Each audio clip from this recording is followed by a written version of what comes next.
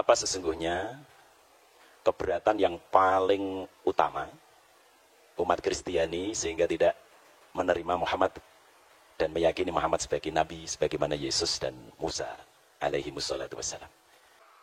Nah, sekarang ini definisi tentang wahyu aja kita belum sama kok. Kita mau menilai agama orang dari perspektif kita itu loh kira-kira. Nah, itu satu. Kedua, kenapa Injil Barnabas itu ditolak? Pertama, bukan karena isinya Muhammad atau tidak menerjemahkan aja orang Kristen kok. Islam kan tinggal enaknya sudah diterjemahkan. Kan jarang yang ngerti bahasa Itali. Yang ngerti bahasa Itali kan pastor-pastor Katolik. Sudah diterjemahkan tinggal baca. Kalau orang Kristen punya niat jahat, nggak perlu dong diterjemahkan. Ngapain diterjemahkan? Itu merugikan kita. Memang ada. Kemudian kira-kira ratusan tahun kemudian, orang mengatakan, loh kenapa informasi saya nggak diterima?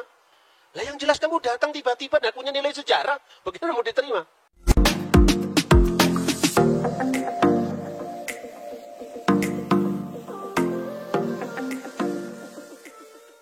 Salam kasih sahabatku di dalam Tuhan Yesus. Kembali kita akan melihat video yang sangat menarik dari seorang pengikut Kristus yang sungguh luar biasa menguasai tentang sejarawan kebangsaan Indonesia. Dia adalah Dr. Bambang Norsena yang merupakan ahli teologi, fisiologi, dan sejarawan bangsa Indonesia. Dr. Bambang Norsena, seorang pengikut Kristus asal Indonesia ini yang punya pemahaman ilmu yang sangat-sangat baik tentang ajaran-ajaran agama yang berasal dari Timur Tengah, termasuk Kristen, Yahudi, dan Islam. Nah, di dalam video ini kita akan menyaksikan Dr. Bambang Norsena dengan pemahaman yang sangat baik, meskipun begitu banyak pertanyaan dari orang-orang Muslim, tetapi beliau mampu menjelaskan secara detail sesuai dengan sejarah agama kekristenan. Seperti apa dan bagaimana kita akan saksikan bersama-sama. Semoga video ini boleh memberkati dan meningkatkan pengetahuan kita. Selamat menyaksikan. Pembicaraan yang melibatkan berbagai agama pasti menyentuh hal-hal sensitif. Tapi insya Allah dengan semangat persaudaraan dan kasih sayang akan kita lalui masalah sensitivitas itu.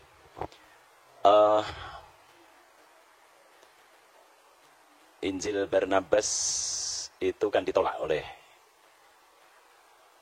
komunitas Kristen. Saya ingin bertanya sebetulnya bagian mana yang menjadikan Injil Barnabas itu harus ditolak. Kalau kesalahan-kesalahan data kecil itu saya kira juga terjadi di dalam Injil-Injil yang lain. Misalnya when down padahal seharusnya when up misalnya. Saya kira itu kesalahan kecil yang tidak harus berimplikasi kepada satu stigma heretik. Mohon maaf, apakah mungkin penolakan terhadap Injil Barnabas itu sebetulnya karena ada indikasi yang menunjukkan Muhammad yang akan datang setelah Yesus. Kalau tadi disebut the admirable, itu mungkin istilah yang baru muncul di abad-abad pertengahan gitu. Tapi saya pernah membaca juga bahwa dengan makna yang sama tetapi dengan menggunakan kata Yunani, Muhammad itu juga disebutkan gitu, dalam Farekrida atau apa saya lupa itu. Apakah benar asumsi saya itu? Yang kedua, apa sesungguhnya keberatan yang paling utama umat Kristiani sehingga tidak menerima Muhammad dan meyakini Muhammad sebagai nabi sebagaimana Yesus dan Musa alaihi wassalatu wassalam. Dan yang ketiga, terakhir, bagaimanakah sikap saudara-saudara Kristiani terhadap para hermeneut yang pada umumnya berangkat dari gereja, tetapi kemudian tampak sekali usaha mereka untuk membuat Bible diterima oleh modernitas. Banyak sekali yang berusaha menyuwun sewu, misalnya kalau tidak salah Emilio Betti, kemudian yang ingin tanda kutip menyelamatkan Bible dari irasionalitas begitu. Dan ini dari kalangan gereja sendiri. Misalnya banyak hal-hal yang mereka anggap mitologis sekali, yang tidak mungkin bisa diterima oleh nalar modern. Sehingga harus ada upaya dimitologisasi misalnya terhadap Bible itu. Nah, bagaimana? Apakah pandangan-pandangan para hermeneut yang kritis tersebut juga menjadi mainstream di dalam dalam pikiran para penganut Kristiani? Saya kira itu, mohon maaf. Terima kasih. Untuk penanya yang ketiga. Assalamualaikum warahmatullahi wabarakatuh. Nama saya Bambang, tapi bukan Orsena, Pak. Jadi kalau kebetulan namanya sama, saya dari jurusan ilmu Al-Quran dan Tafsir. Mungkin sudah ratusan, bahkan puluhan, bahkan ratusan kali saya mengikuti apa yang disampaikan oleh Pak Bambang. Karena memang saya sudah sering mengikuti apa yang disampaikan oleh Pak Bambang sekitar 2 tahun lebih. Jelas yang saya tahu, Pak Bambang ini adalah orang yang pernah belajar di Timur Tengah, apakah itu di Syria dan sebagainya. Dan ia pertama kali yang mengenalkan tentang kekristenan ortodok di Indonesia. Pertanyaan saya begini, Pak Bambang. Apakah tadi sudah disampaikan, apa belum? Mohon maaf, karena saya tadi agak telat, jadi baru beberapa menit yang lalu saya datang, mohon maaf. Jadi misalkan nanti tadi sudah disampaikan dengan rinci, ya mungkin bisa diulangi lagi karena saya baru datang. Tentang problematika Injil Barnabas ini. Jadi sesuatu sebagaimana yang disampaikan oleh Pak Dosen Agus tadi, bahwa ini ditolak karena apakah memang penolakan ini berdasarkan bahwa di dalamnya ada nubuat-nubuat tentang Muhammad. Yang kedua tentu bahwa sahabat-sahabat dari atau teman-teman dari kekristen menolak tentu berdasarkan siapa sebenarnya penulis ini. Tadi saya sudah ke teman-teman yang mungkin mendengarkan, dia mengatakan kata Pak Bambang pendeta siapa itu. Nah, begini Pak. Tentang yang menulis Injil Barnabas ini sendiri, saya mendapatkan beberapa jawaban yang mohon maaf berbeda. Bahkan itu mohon maaf dari teman-teman Kristen itu sendiri. Pernah saya tanyakan, ini siapa sebenarnya penulis Injil Barnabas, kenapa ini ditolak? Dia mengatakan bahwa yang menulis ini ada yang mengatakan salah seorang warga yang berkedudukan di Austria. Kemudian ada yang mengatakan bahwa ini ditulis oleh Mustafa de Arande, salah seorang Muslim yang ada di Spanyol. Pertanyaan saya, siapa sebenarnya penulis Injil Barnabas ini? Menurut Pak Bambang Rosena, dan tentu dengan didukung dengan bukti-bukti sejarah maupun bukti-bukti secara tertulis. Baik, Assalamualaikum warahmatullahi wabarakatuh. Iya, terima kasih. Yang pertama, bagaimana tentang adanya kontradiksi? Sebetulnya begini, kalau kitab itu munculnya kira-kira ratusan tahun, kontradiksi yang dipahami oleh orang modern itu harus didefinisikan ulang apa? Kalau Anda tidak usah ngomong 1500 tahun lah. Zaman Pangeran Diponegoro dengan sekarang aja kan alam tanggalannya beda, hitungan waktunya beda. Coba kira-kira kalau kita membaca tulisan dari zaman Majapahit. Ini satu contoh, ini belum lama, di ratusan tahun. Ya, misalnya, Putra Nira Sang Sinagara, beri pamutan, pungkasan beri Kertabumi, Kapernah Paman, Prabu Muktaring Kedaton, Isaka Warsa, Sunyanura Yuganing Wong, ini bahasa Jawa kuno ini. Kira-kira Anda paham nggak kira-kira bahasa ini? Terus kemudian orang berdebat sekarang tentang runtuhnya Majapahit tahun berapa. Lalu semua yang ditunjuk itu angka. Ada yang mengatakan 100 tahun setelah tahun 1500, ada yang mengatakan 1478, itu kan kontroversi. Yang menolak dan yang menerima sama-sama pakai kalender yang beda dengan zaman Majapahit. Karena waktu itu belum ada penulisan angka, yang ada Surya Sengkala. Zamannya Sultan Agung baru dibuat yang namanya Candra Sengkala. Karena hitungannya pakai bulan. Lah ini belum sampai 1000 tahun, masih 600-an tahun, kita kontroversinya sudah seperti itu. Apa ini bertentangan? 1400 apa 1478 Pak? Angkanya 1400, cara bacanya pakai Surya Sengkala. Sunya 0 juga, Sunya Nora 0 juga, 4 wong 1. Diwoco malik terbalik 1400. Baban Demak, Nir ilang kertaning jagat 1400. Entah ada peristiwa apa itu, yang penting angkanya itu. Sejarah nasional membuat angka 1478, itu awal pudarnya Majapahit. Karena apa? Karena sudah tidak ada pembaca yang ngerti hitungan zaman Majapahit. Kalender zamannya Yesus itu beda dengan kalender zamannya Paus Gregorius. Kira-kira kalau kita membaca Alkitab Tawarik dan kitab Raja-Raja, itu lebih kuno lagi dari setelah pembuangan Babel, sebelum pembuangan Babel itu tahun 600 sebelum Masehi. Nah, belum lagi tentang apa? Beda-bedanya pertama sistem kalender. Kedua, zaman Nabi Musa. Itu kan ditulis kira-kira tahun 1300-an sekian. Belum ada bulan namanya bulan Nisan. Bulan Nisan itu dikenal setelah periode kitab suci ditulis setelah pembuangan Babel. Karena dari kata Nisanu, musim semi. Sebelumnya itu namanya Etanim. Lah ini beda.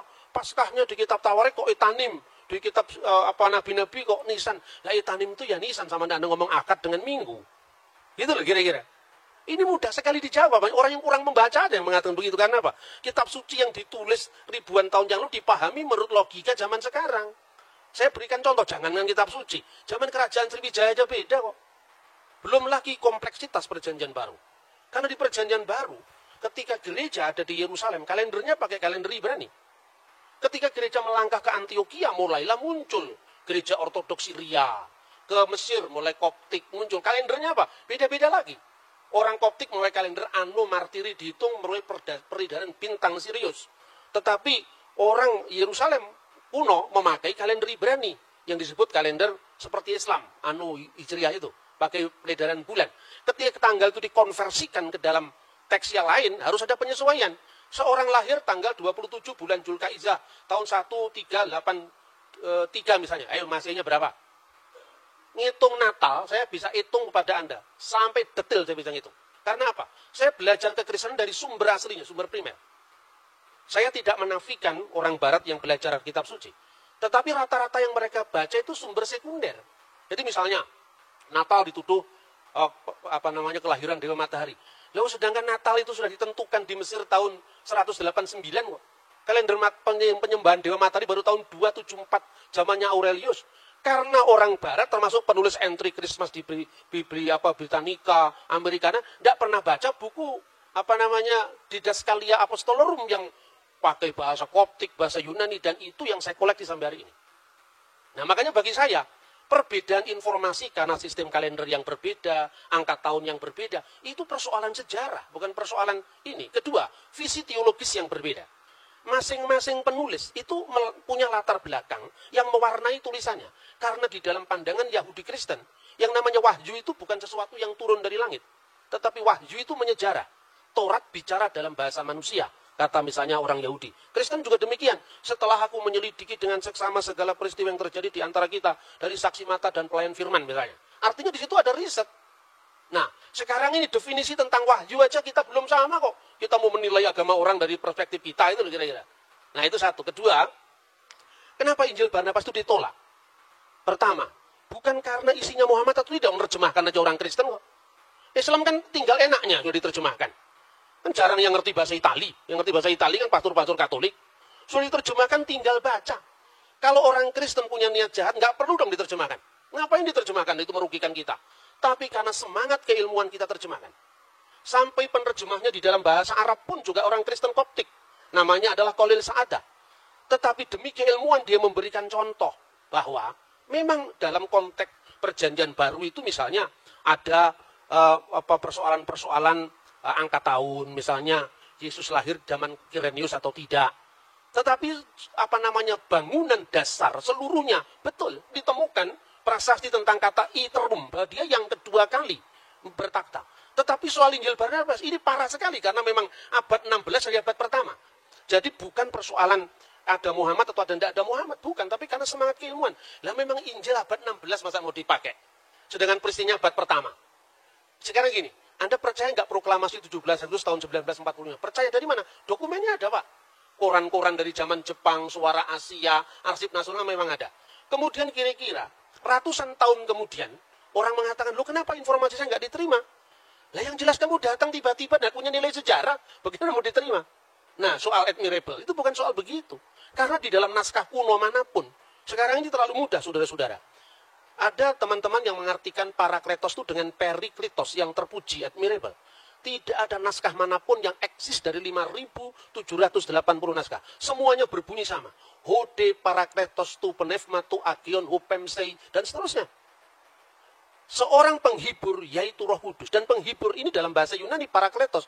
Parakletos ini ditulis dengan huruf alfa, tidak ada huruf lain. Sebab kalau bahasa Ibrani kan seperti bahasa Arab. Ya ada jitir, bahasa Arab itu kan dibentuk dari 3 huruf ya, bahasa Ibrani namanya sores. Misalnya salum dari shin, lamit, mim, sama dengan bahasa Arab salam. Nah, kemudian di situ ada menjadi kata kerja baru, kata benda baru. Itu tergantung bagaimana pemakaiannya. Salam, muslim, taslim, itu kan satu akar kata. Tapi kalau bahasa Yunani nggak bisa. Parakletos ya parakletos, periklitos ya periklitos. Karena apa? Seperti bahasa Indonesia, cowek nggak bisa dibaca cuek. Nggak bisa dibaca cowok, ya cewek. Karena itu memang struktur bahasanya berbeda. Itu. Nah, naskah kuno itu melestarikan kata parakletos itu dari kitab Ratapan. Kitab Ratapan menerjemahkan parakletos dari menahem. Menahemma dalam bahasa Aram. Nah, kata menahem ini untuk apa? Sang penolong, sang pembela. Makanya dalam bahasa Yunani modern, advokat itu parakletos. Yesuslah parakletos. Di mana disebutkan? 1 Yohanes pasal 2 ayat 1. Kalau kamu berdosa ada pembela antara kita dan Allah, ada parakletos, yaitu Yesus Kristus yang adil. Roh Kudus disebut alon parakleton. Parakletos yang lain, tapi kata alon itu menunjukkan satu dan berhubungan. Sementara kata utros itu lain bertentangan. Misalnya, lo yihye Elohim akhirim alfanai. Jangan ada Elohim lain, ilah-ilah lain di hadapan hadiratku. Misalnya, di Kalok 10 perintah Allah. Itu disebut theoi utroi, ilah-ilah yang lain. Odeis theos utros. Jangan ada ilah yang lain. Utros itu lain bertentangan. Tapi alos atau alon itu yang lain tapi dalam hubungan. Karena Roh Kudus itu rohnya Allah atau hidup ilahi yang dalam diri Allah. Sementara Yesus itu adalah firman yang menjadi daging. Bukan Yesus yang disebut Tuhan itu kemanusiaannya itu bukan. Yang mati itu ya bukan Tuhan, manusia. Maka dikatakan yang dibunuh dalam keadaan manusia. Seperti Quran turun ke dunia ada 2. Yang pertama yang kelihatan yang bisa diterjemahkan, bisa dibaca dengan lipatan bibir, gerakan lidah, kata Imam Al-Ghazali dalam Qawaidul Aqwaid. Tetapi ada Lauhul Mahfuz yang kekal. Yang kekal dan yang temporal. Begitu juga ketika firman menjadi manusia, ada dimensi kekal dan dimensi temporal. Gitu. Dan itulah yang disebut alon parakletos dan alos parakletos. Seorang bapak gereja dari gereja Syria Timur, namanya Timotius Al-Awal. Dia mengatakan, seorang Kristen boleh saja mengatakan Muhammad berada di jalan para nabi. Tapi kenapa kita tidak langsung mengatakan Muhammad itu nabi? Lah karena sudah tutup, tidak ada kesempatan lagi. Sama dengan orang Islam mengatakan Muhammad kata nabiin. Lah kalau ada nabi setelah Muhammad kira-kira bagaimana? Kesulitan karena apa? Secara moralitas itu universal. Baik itu baik sekalipun tidak terjadi di wilayah kita. Tapi kita tidak terlalu berambisi untuk harus mensinkronkan teologinya. Karena apa? Karena definisinya aja belum sejalan. Bagaimana kita memaksakan teologinya? Saya contoh. Rasul dalam iman Kristen dan Islam itu beda maknanya. Rasul dalam Kristen itu berasal dari kata Ibrani selia. Artinya apa? Seorang yang punya otoritas mewakili umat. Jauh dari perbedaan seorang nabi menerima wahyu dan tidak wajib menyampaikan kepada umatnya, seorang rasul menerima wahyu wajib menyampaikan kepada umatnya. Dan definisi ini dibuat tahun berapa? Sementara kata salia sudah berlaku untuk iman Kristen dan Yahudi jauh sebelum Islam lahir. 600 tahun berlalu tentu saja definisi itu ada yang berkembang toh. Artinya di dalam Kristen, Ibrahim bukan rasul. Di dalam Yahudi, Musa bukan rasul. Tapi Musa adalah nabi, Ibrahim adalah nabi. Rasul hanya ditentukan untuk wakil-wakil kongregasi Yahudi. Makanya disebut Selia Hasibur. Jadi Yesus itu imam besar, makanya disebut rasul. Beda dengan definisi rasul yang dipaksakan oleh banyak orang yang berpolemik lintas agama itu. Gitu. Nah seperti ini selesaikan dulu dong, apa definisinya. Jadi artinya kadang-kadang ungkapan yang sama dimaknai berbeda, tapi ungkapan yang berbeda ide iman yang beda diungkapkan dalam bahasa yang sama itu misalnya. Kemudian keberatan apa? Tidak ada keberatan kalau memang itu teksnya memenuhi syarat, kan tidak memenuhi syarat. Memang teksnya ya sekarang ini loh. Ada problematik perjanjian baru ya. Tetapi bahwa perjanjian baru ketika Yesus itu lahir, kaisarnya namanya Tiberius, penguasa Yudea namanya Herodes, tidak bertentangan dengan fakta sejarah manapun juga. Bacalah Yosefus. Bacalah 12 kaisar Roma, semuanya sejalan. Karena apa? Yang nulis memang orang yang sejalan. Yang menjadi wali negeri, Pontius Pilatus, itu katanya Injil Barnabas. Ini bukan kesalahan kecil, ini kesalahan fatal. Karena apa? Pilatus itu baru menjadi wali negeri, itu pun sementara. Itu setelah pemecatan Herodes Archelaus. Jadi ketika Herodes Agung meninggal, itu kemudian ada 3 orang yang dipilih oleh kaisar Roma, yaitu Archelaus, Antipas, dan Filipus. Karena Archelaus ini ambisinya terlalu tinggi untuk menguasai kota suci waktu itu, tanah Israel waktu itu dipecat. Sensus yang pertama ditulis Injil Lukas masa Kirenius itu sensus Pax Romana, kesatuan Romawi. Sensus yang kedua juga ditulis di dalam Kisah-Kisah Rasul, pasal 5. Itu sensus untuk apa?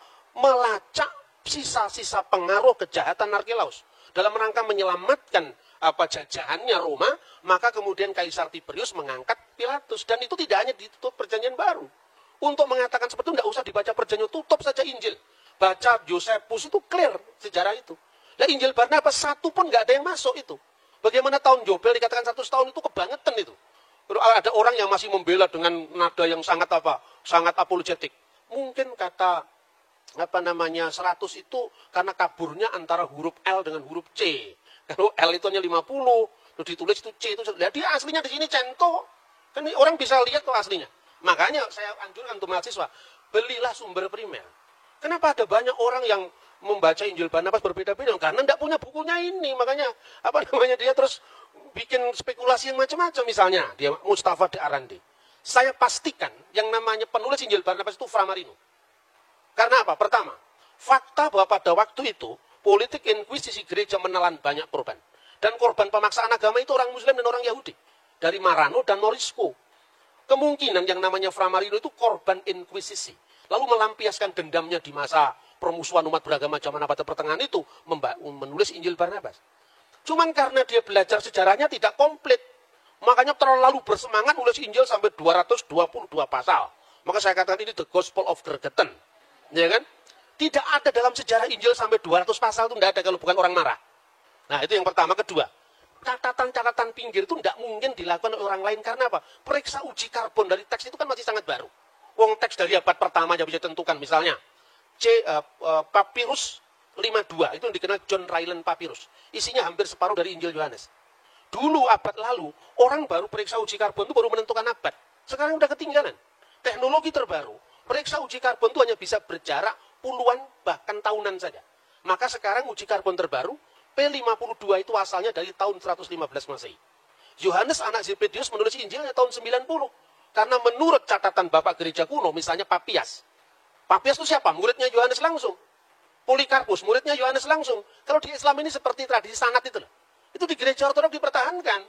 Kenapa orang-orang Protestan itu tidak paham itu? Karena dia terlalu baru, zaman VOC baru muncul.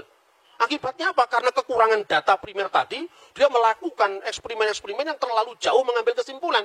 Misalnya Natal, perayaan Dewa Matahari, itu baru dipersoalkan tahun berapa? Tahun 1700 sekian itu, zamannya Paul Ernest Jablonski.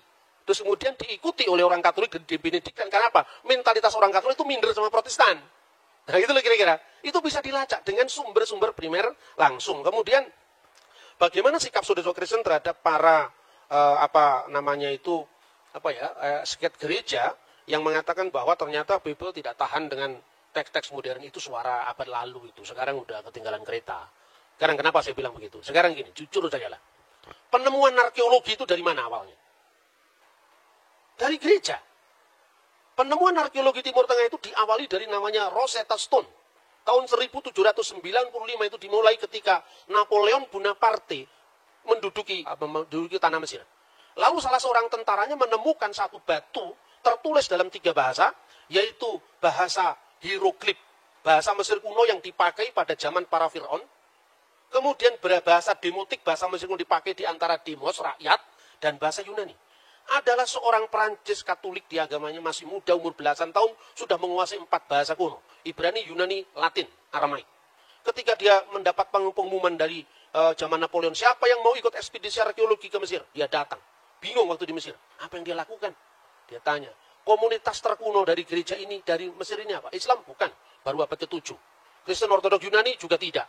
Kristen Koptik Ortodok. Nah, untuk dia bisa komunikasi dengan orang setempat, dia pakai bahasa Arab. Lalu masuk gereja, bingung dia. Wah, ini ada liturginya kok selain bahasa Arab, ada bahasa Yunani, ada bahasa Mesir kuno. Tetapi ketika nama-nama dewa itu diganti dengan nama Yunani, misalnya Theos, Akios, Theos, Akios, Iskiros, Akios, Thanatos, diterjemahkan pakai bahasa Arab. Kutusullah, Kutusul Qawi, Kutusul Ladzi la yamut, irhamna. Al-Masturil Api Walibni Warahil Kudus, Al-Ana wa Kulhainin wa ila dahri dahirin, amin. Ini enggak ada Islamnya. Ini Kristen asli ini. Itu apa artinya itu? Wah, ini berarti ada bahasa-bahasa kuno yang dipakai di sini. Ya, gimana kami bisa belajar? Di amat-amati itu. 23 tahun dia bisa memecahkan. Dilihat bahasa Yunaninya jelas. Oh, di sini ada kata Ptolomaus. Di sini ada kata Cleopatra yang selama itu hanya lewat cerita Antoni Cleopatra, ternyata ini tokoh historis, dilacak sama dia. Terus ada tulisan dalam bentuk huruf, dalam bentuk tanda gambar seperti matahari. Jangan-jangan ini matahari ini. Ini bahasa kuno yang sudah tidak berlaku lagi ribuan tahun. Dilihat bawahnya ada kata Helios. Ini matahari, jangan-jangan matahari. Dia datang ke gereja kuno itu. Tanya, kamu punya Alkitab selain bahasa Arab, bahasa apa? Yunani. Selain bahasa Yunani, bahasa Koptik. Apa itu bahasa Koptik? Bahasa zaman Fir'aun. Kok hurufnya huruf Yunani? Iya, ketika Rasul Markus datang ke Alexandria, penerus-penerusnya menciptakan peradaban baru. Makanya menciptakan huruf baru. Kayak orang Jawa sekarang, Anda lihat itu orang Arab, suruh baca Arab Pegon kan tidak ngerti. Itu produk lokal karena itu menunjukkan bahwa bangsa kita bangsa besar. Sampai bisa bikin tulisan Arab Pegon. Begitu juga di sana. Dilihat ternyata, kamu tanya, bahasa Koptik iya. Bagimu akan ada matahari yang tidak pernah tenggelam. Bahasa Koptiknya apa? Oh, bahasa Koptiknya adalah on. Bahasa Koptiknya adalah ra. Ada dua kata, ra dan on. Ra itu apa? Matahari. Itu dia baca dari Alkitab. Orang-orang Israel membangun kota namanya Ramses. Ra itu hari. Mese itu artinya apa? Artinya anak.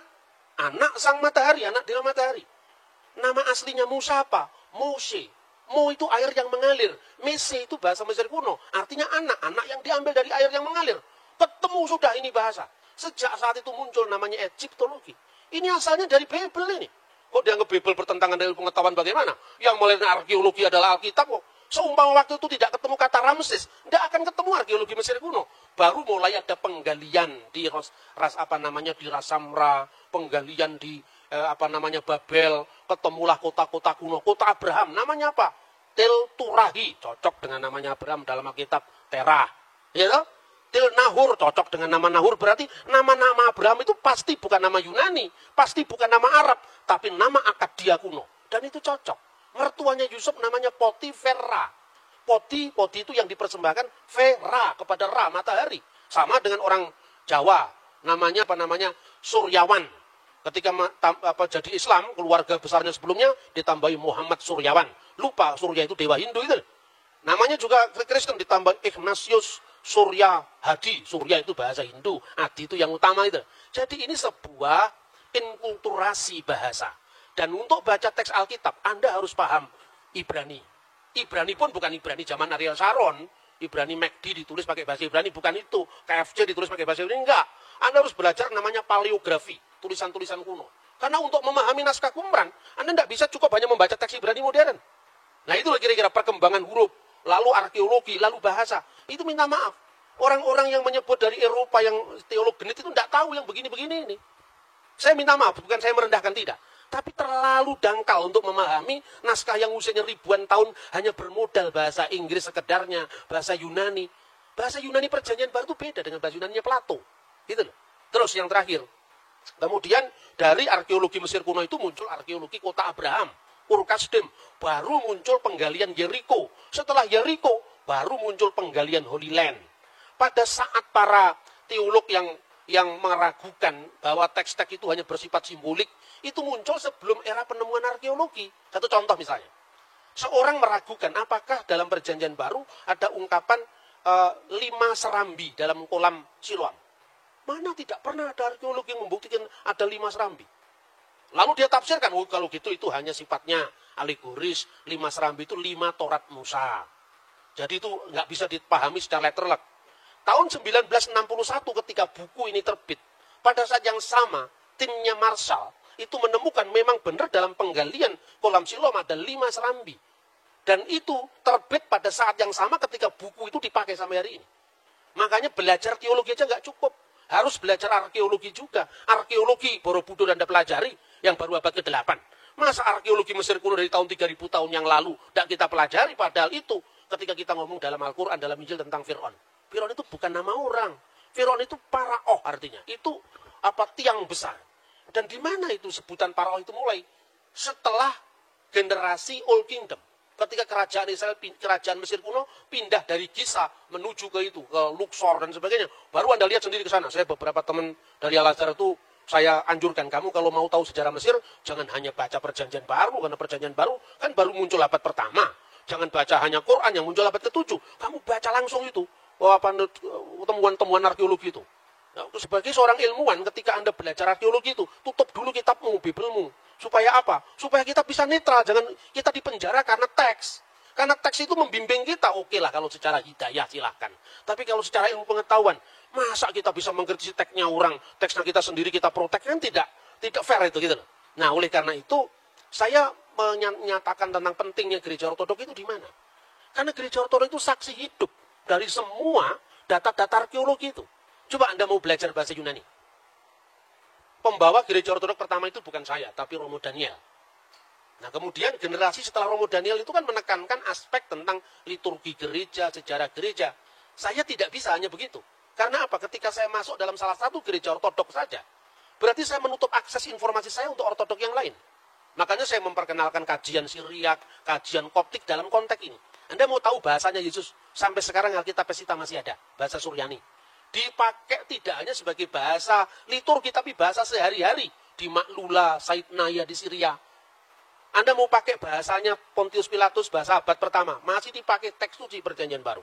Anda mau cari bahasanya Nabi Musa, masih dipakai dalam kitab Taurat. Anda mau cari bahasanya Fir'aun, jejak-jejaknya dijumpai dalam kitab Ibrani. Misalnya, nama Asnat, itu kekasih Nait. Nait itu dewa kuno zamannya Yusuf. Yusuf ketika menjadi Perdana Menteri, nama Yusuf itu kan nama Ibrani, Yosef. Ketika di Mesir mendapatkan nama baru. Apa itu? Safnah Paneah. Di situ kunci hidup.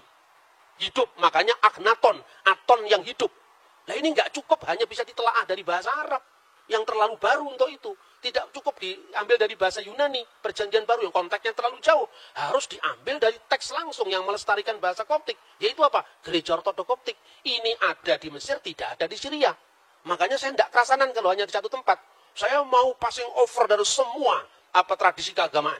Soal kemudian saya coming back kepada agama saya sendiri. Karena saya harus punya rumah supaya kalau mati ada yang mengubur. Kan itu saja sebetulnya. Tapi konteksnya apa?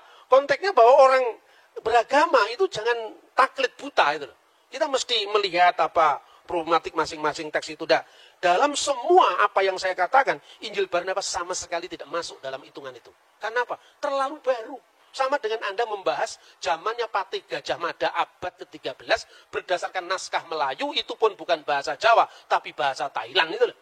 Nah, bahasa Italia aja belum ada kok. Jadi perjanjian baru itu bukan sewenang-wenang ini yang cocok dengan iman Kristen diambil, yang cocok dibuang. Tidak seperti itu. Makanya, apokrif atau kanonik dalam gereja ortodok itu tidak sedikit dalam gereja Protestan. Gereja Protestan itu kan sudah mewarisi teks yang sudah tertutup gitu loh.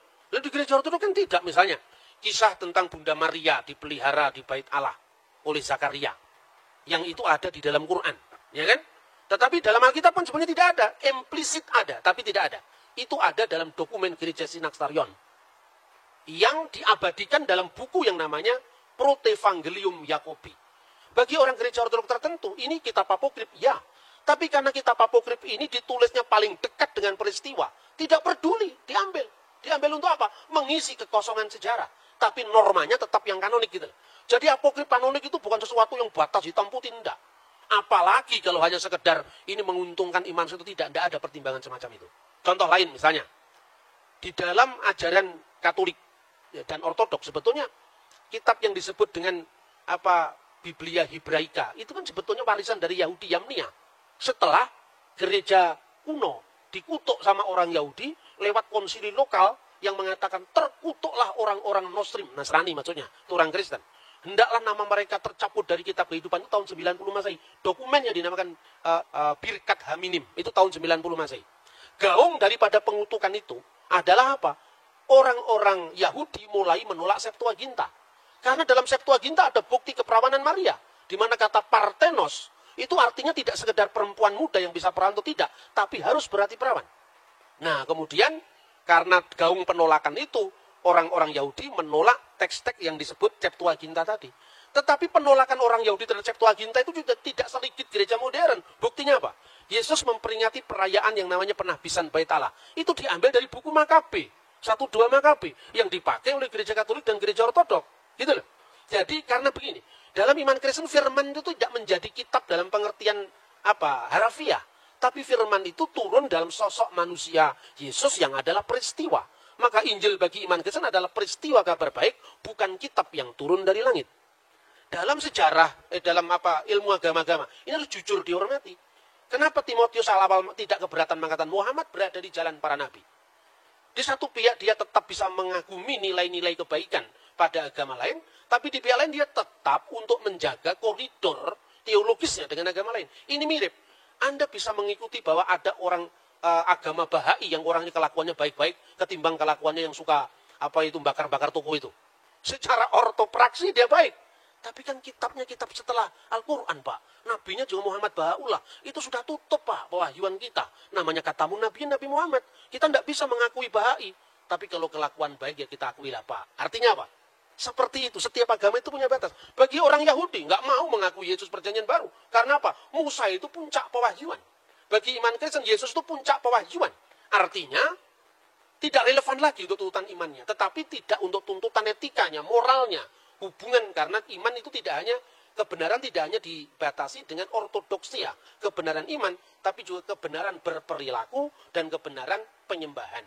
Makanya ketika Timotius awal mengatakan Muhammad berada di jalan para nabi, tidak menyalahi imannya, tetapi juga tidak menutup mata objektifnya bahwa Nabi Muhammad memang berjasa besar di dalam misalnya mengarahkan bangsa Arab sampai kepada satu deklarasi bahwa tidak ada ilah selain dari Allah. Itu loh kira-kira.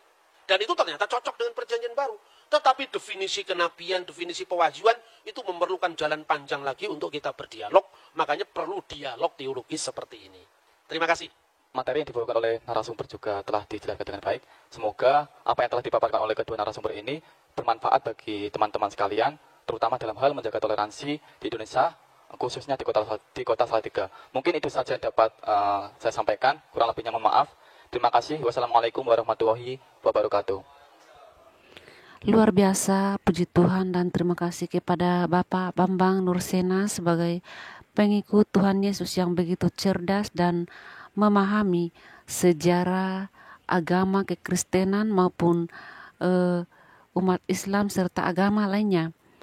Kita patut bangga kepada beliau yang memberikan pencerahan serta pengetahuan yang cukup baik kepada kita semua. Pak Bambang Nursena ini kurang lebih sama dengan Pak Buya Syakur tentang pemahaman mereka cukup dan sangat baik memahami sejarah agama dengan disertai juga sikap toleransi yang sangat baik. Biarlah semoga kiranya iman kita selalu kuat di dalam Tuhan Yesus, dan Tuhan Yesuslah yang memberkati kita semua. Shalom.